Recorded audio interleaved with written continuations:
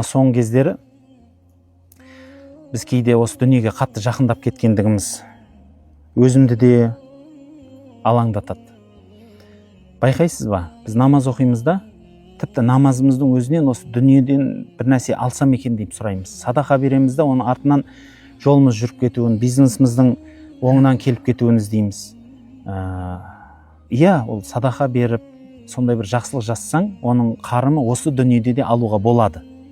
Бірақ мынау Құдайды таныған, пайғамбар мектебін көрген, сондай ірі, үлкен ғалым, Құдайға даты жеткен, Алланы тани білген,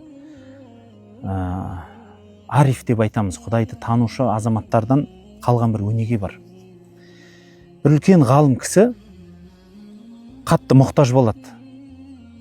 Сол мұқтаждығының себептерінен үйін сатуға тура келеді. Үйін сатуға қойып, қиналып жүрген кезінде досы естіп қалып, үйіңді неге сатып жатсың деп айтқанда, осындай нан таба алмай жатырмын, үйімді сатайын, соны тіршілікке қояйын, былай қимылдайын дейді ғой енді. Сонда әлгі дос айтады ғой, сен үйіңді сатпа, мен саған бір орнына қаражат берейін деп, жаңағыдегі бір белгілі бір қаражат береді ол кісінің қолына. Жаңағы мысалы мынадай бір қаражат ала ғой, сен үйіңе наныңа, шайыңа жарата тұр енді. Оған дейін мүмкін бір тағы да бір жағдайың дұрысталып, мүмкіншілігің асып қалар деп. Содан сол қаражат алып келе жатып, досынан көшеде қайыр сұрап тұрған бір жесір әйелді көреді. Кілең бала шағамен тұр, жағдайын сұрайды. Осы иә, менің күйеуім жоқ, асыраушым жоқ, өзіміз осындаймыз дегеннен кейін, Аллах, мына кісі менен мұқтажырақ екен деп, сол тапқанын ана кісіге беріп кетеді ғой. Сөйтеді де үйіне барады. Үйіне барса бала шағасы жылап отыр, наны жоқ, жағдайы жоқ. Үйді сатуға қойып қойған, оны міне деп алайын деп атқан ешкім жоқ, соменен қысылып отырған кезінде есікті біреу қағады ғой.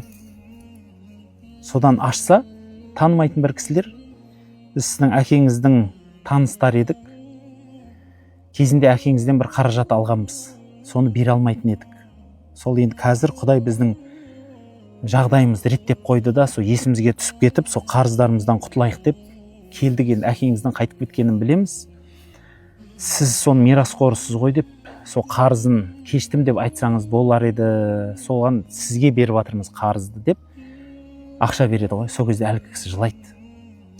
Сонда неге жыладыңыз деген кезде, Аллахым, менің берген садақамды, қарымын осы дүниеде сұрамадым ғой деген екен. Біз қазір қуанатын едік қой. Мен қазір ана жерден қаражат тауып, соны біреуге берсем, Құдай маған мына жерден тура сол ақшамды берді деп қуанамыз негізі да. Ал шын мәніндегі біздің өзгергенімізді білдіреді да бұл. Шын түсінік өзгеше еді.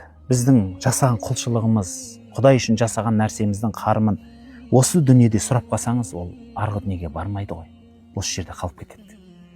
Сол үшін жылаған ғой ол кісі. Аллахым, мен осы өзімнің жасаған жақсылығымның қарымын мен осы дүниеде сұрамадым ғой деп жылаған екен. Ал біз кейде садақа беріп, тезірақ бизнесіміз жүріп кетсе екен. Бір намаз оқып, немесе дұға қылсақ, ол ақыретіміз жанып, нұр болады ғой деген үмітімізді анда тастамаймыз. Ұзақынан көрегендік жасамаймыз. Керісінше осы қазір табан жолымызды ғана іздейміз. Оны Қазекеңде халықта сөз бар. 3 күндігін ойламаған қатыннан без, 3 жылдығын ойламаған жігіттен без деген сөзі бар. Біз сол бабаларымыздың жолында кейде жүре алмай қалып жатқан сияқтымыз.